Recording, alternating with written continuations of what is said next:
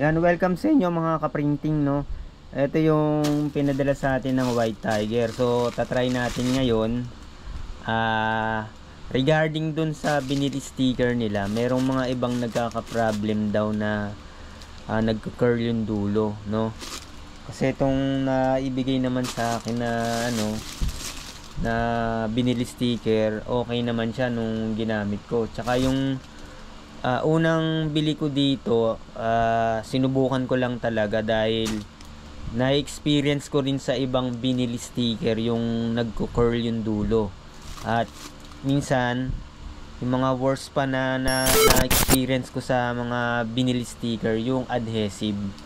Hindi siya ganun ka, madikit man siya, pero kusa siyang mga ilang oras, kusa siyang, naaalis yung gilid. Kumbaga parang nagkakaroon ng sariling buhay yung sticker.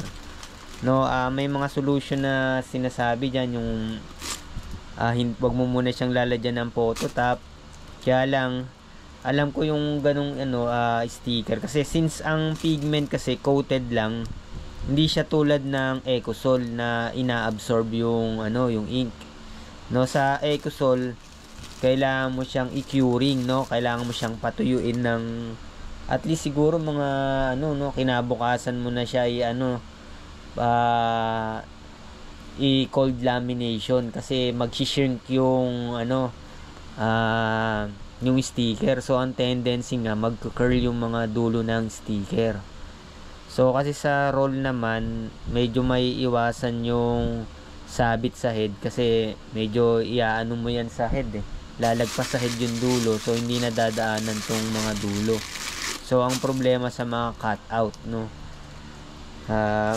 yun nga ang nakita ko dun sa may improvement na sinabi yung White Tiger, no, na yung liner nila, no, paper na yung backliner. Yung mga unang stock nila pet daw yung backliner, so wala pa naman akong masyadong na o-order na marami. So yung sticker lang na sa akin dito yung binigay nila, tapos yung binili ko na nauna ubos na. So ito yung pinaka latest na binigay sa akin, ngayon ko lang to magagamit. So ang gagawin ko dito, susubukan ko lang, no, itatry ko yung mga subscriber natin yan, buy at your own risk, no. Hindi ko pag may-ari yung White Tiger, no. Tinatry ko lang yung product nila. So kung meron kayong rectang message sa kanila, available naman yung FB page nila, pwede nyo silang rectang i-message, no. Yung ganung problema nangyayari din kasi sa ibang binili sticker, no. So kasi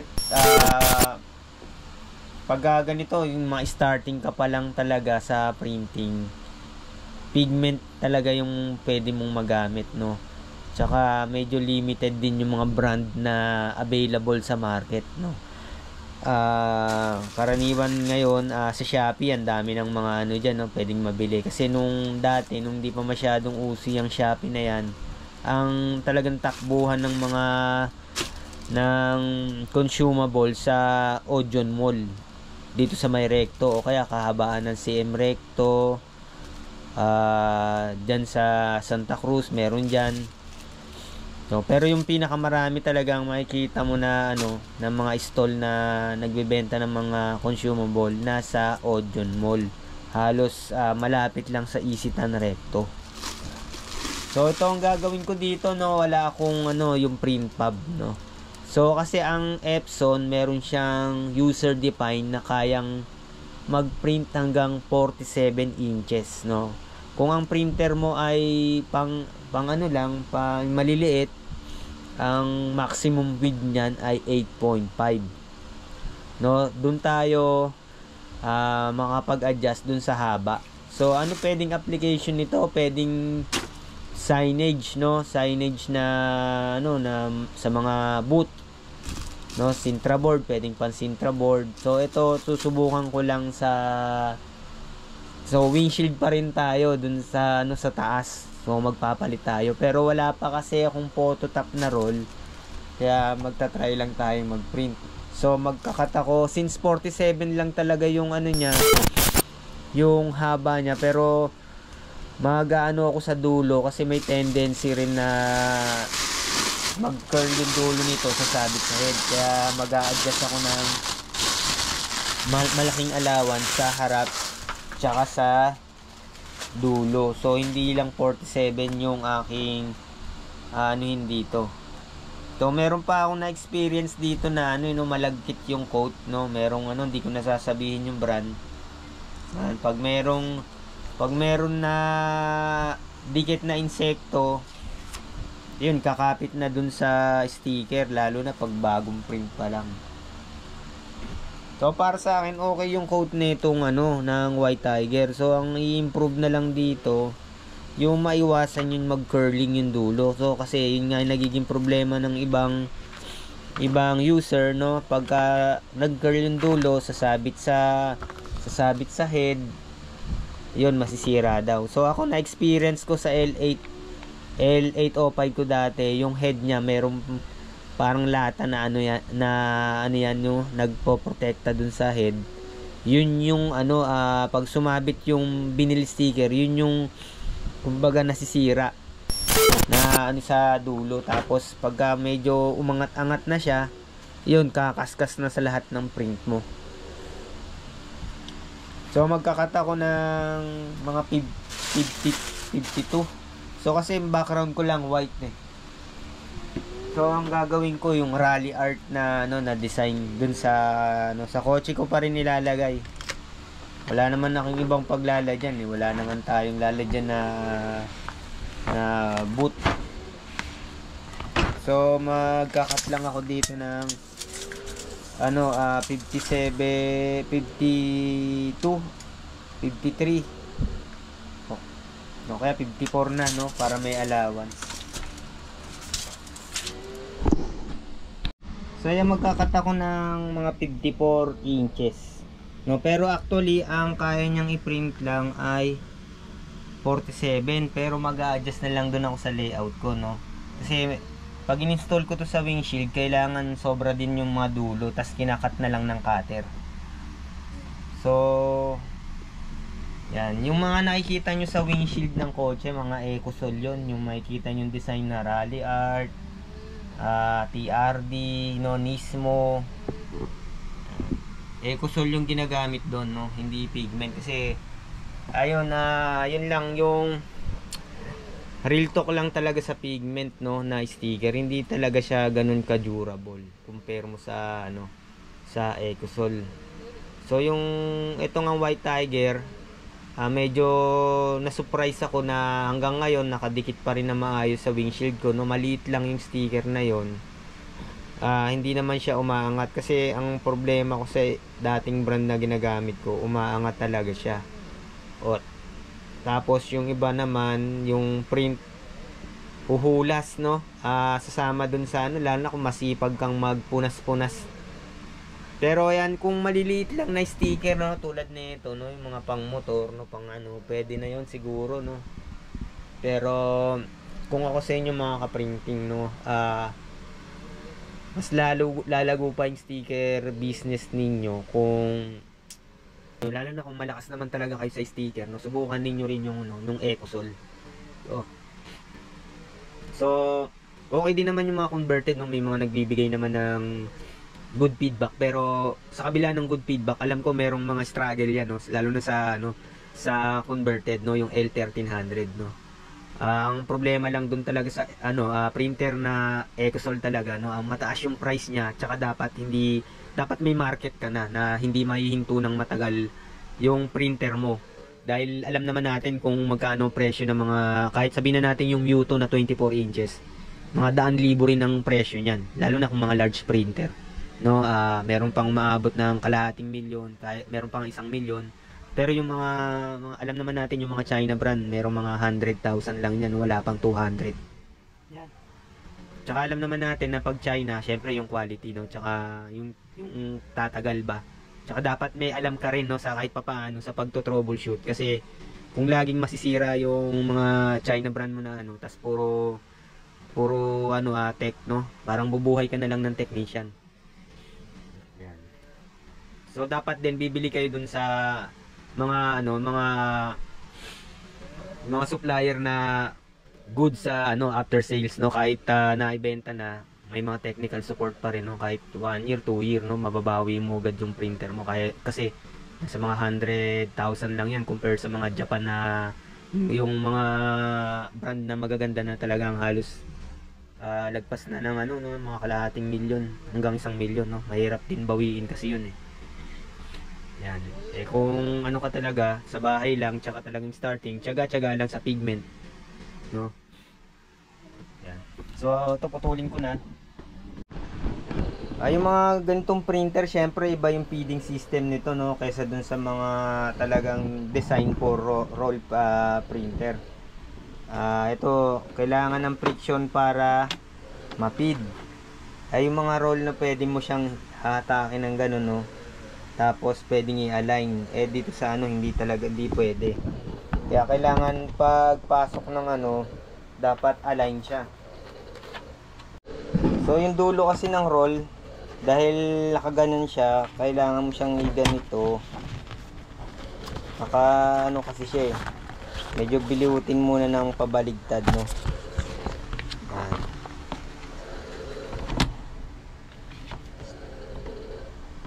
Yan, kailangan sakto dito sa guide, sa paper guide, no. Tapos i-feed natin siya sa resetter, no. Gamit tayo ng resetter.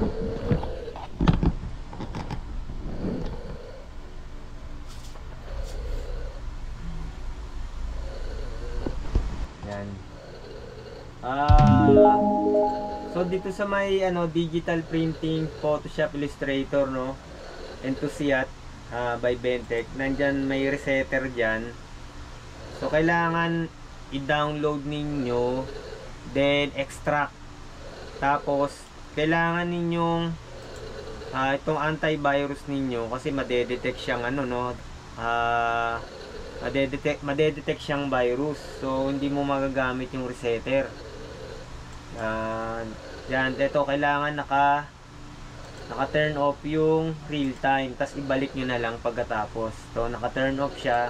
Tapos isa pang tips, wag nyo sa Chrome i-download, kasi madedetect na naman ng Chrome yan, hindi nyo siya mada-download.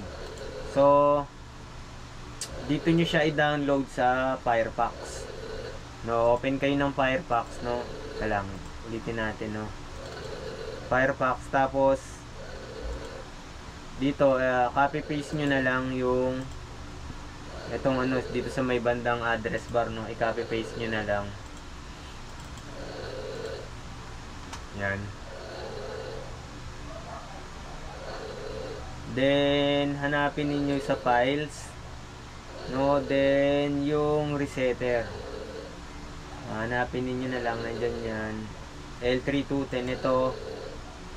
Tapos click, then mada-download siya. And by default sa download folder yan mapupunta. Then ito na siya, nakasip. Dapat meron kayong WinRAR or WinZip or 7-zip. Yung 7-zip libre yan. I-google search nyo na lang, install nyo sa ano nyo, sa computer ninyo. Then so pag 7-zip to, may 7-zip, extract here. Yan, may password yan. Then yung password niya nandito rin. Ito, to unzip ang password niyan. Ito, i-copy paste nyo na lang, no. Yan. Copy paste, then okay. Install kasi nasip ko na kanina. Tapos may another password uli yan, no, pag unang ano mo, unang open mo. Ito lang yan, yung ito yung sumunod. Pero dahil nagamit ko na siya, parang hindi na yan magpo-prompt sa akin. Yan. Yung resetter na yan, available pala yan din sa iloadzone.com, no. Bisitahin nyo na lang yan, no, yung iloadzone.com. Then select natin yung model L3210, then yung ito yung port, makikita nyo naman, USB 001 yung port number nya, then okay, then particular adjustment, then sa ink charge, no? Tapos meron siyang set na may setting siyang paper feed, no? I-click nyo lang yung paper feed. Then medyo tulungan nyo na rin to, no? Baka ano eh. Click nyo yung paper feed. Then magpipid siya, no? Nagpid. So nagpid na yung ating sticker na ano, no? Yan. So, i-check natin dito. Ayan, nag-feed na siya.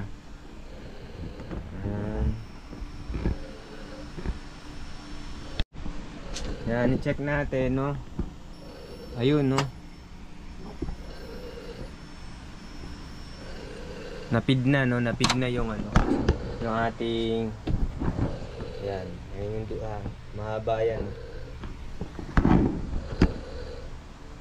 Ngayon, ipiprint natin siya.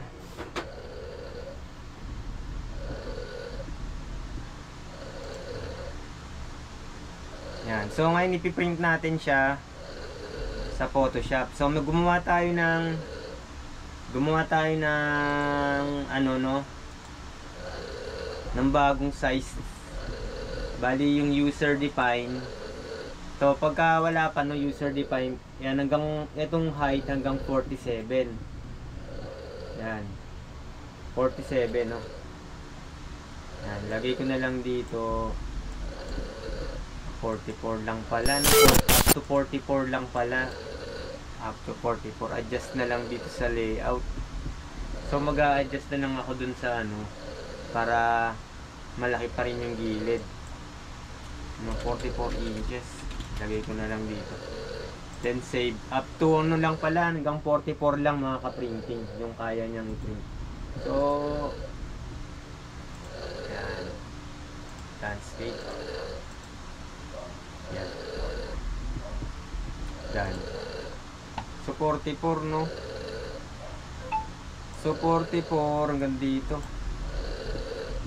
Check natin dito muna kung hanggang saan yung, para ma-adjust ko yung ano, 44, no? Adjust ako dito. Yan. Tapos yan. Adjust ko tong ano ko.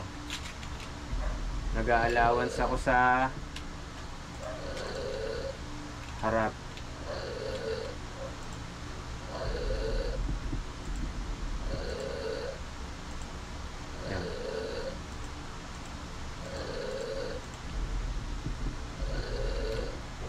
Kailangan mala. Then print na natin, no? Page setup 44 inches yung haba, no? Ang talaga maximum width niyan ano 8.5 lang. Then i-mat natin, tas i-high ko na. Then pwede na siguro to, no? Lagay na lang ako ng konting ano, medyo i-dark ko. Then print.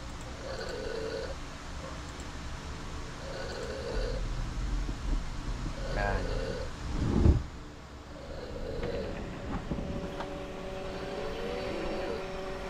Yan, no, gumalaw na yung ano, no. So nag-adjust pa ako sa taas kaya bumaba pa to. So kasi wag kayong magde-design na sagad dito, no. Kasi tendency nga niyan, baka eto sumabit sa head. Yan, mag-adjust niya lang kayo ng malaki, no. Gawan nyo na lang ng paraan sa Photoshop. So hanggang 44 lang. So pwedeng application nga nito, no, yung mga sa Sintra board, mga signage sa mga booth. You know, yung mga nagtitinda ng mga ano diyan ng siomai, no, fishball, no, pwedeng signage. Yan. Kung A4 naman 44 para isang printing lang, kung picture, pag samasamahin nyo na lang dito sa isang size na to, no, then i-cut nyo na lang para isang anuhan lang. So yun lang yung paraan, no, yung itong resetter. Yun ang magandang paraan. Kasi kung ipiprint nyo ng rekta yan doon, may konting allowance yan dito. Tendency nga na pwedeng mag-curl to at tumama sa head. Mas maganda may adjustment kayo ng mga ganyan para hindi nadadaan dito yung head. Yan. Medyo may konting masasayang pero mas safe naman yung head nyo na sabitan. So hindi ko na nilagyan ng ng background color kasi yung sinukat ko yung ng windshield hanggang 51 lang ata o 50.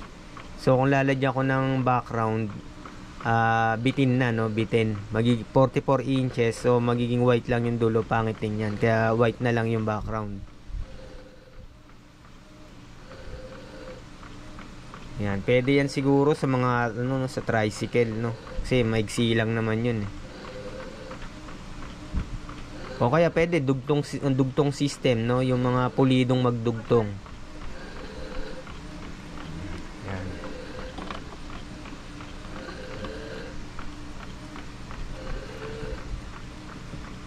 So to ko muna hindi ko muna siya i-install kasi wala pa akong phototop na roll.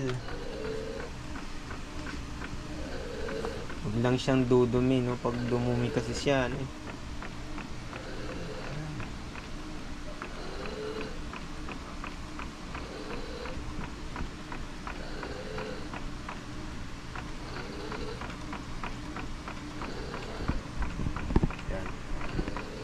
So wag na natin fast forward pasensya na kung haba yung video.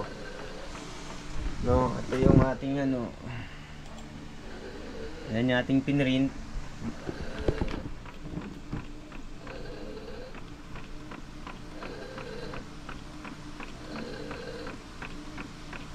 So 8.5 lang kasi to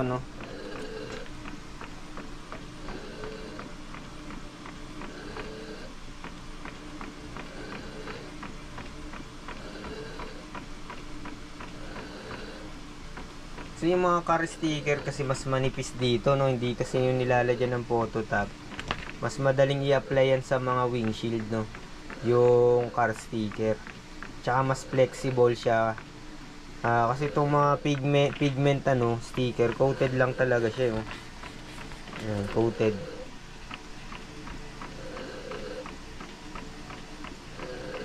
So kung hindi ito tatagal, papalitan ko rin.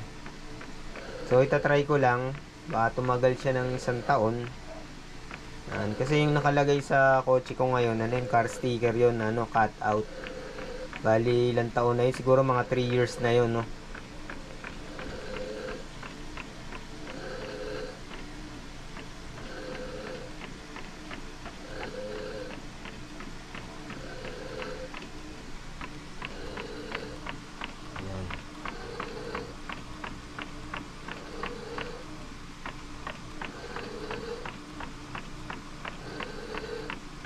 Yan, pagpasensyaan nyo na hindi ko siya ipa-pass forward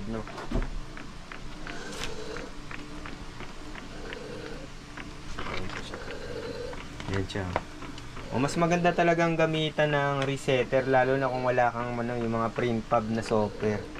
Pero ang maximum lang yung haba na pwede mong i-print 44 lang.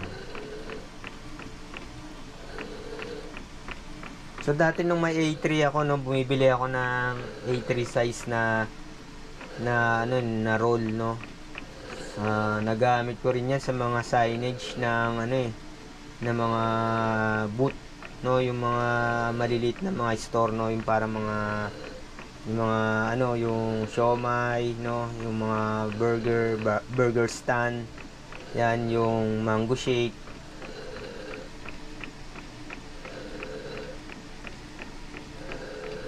Kaya lang yung dating ko talagang sablay pag outdoor yung dating ginagamit ko. Kasi hindi ganun kaganda yung niya, yung coated.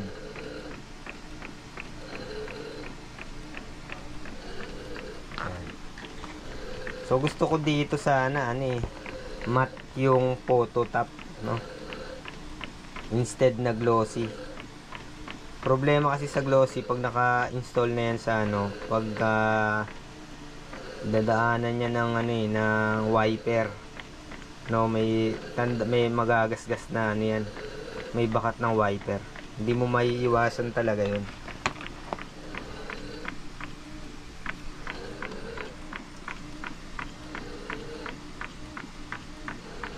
So, naka-high tayo kaya mabagal yung printing. So mas mabagal pa to kung makulay yung layout nyo na piniprint.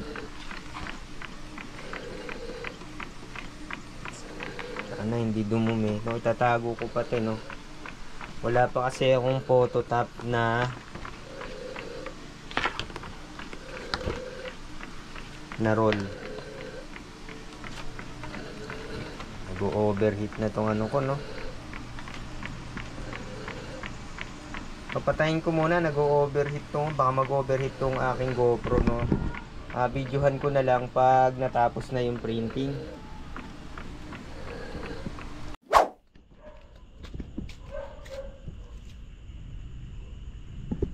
So diyan ko yan iano, tatry ko diyan. Sinukat ko lang, no. Walang madudumihan. Yan. So yan lang ang mga ka-printing, no. Hanggang sa muli.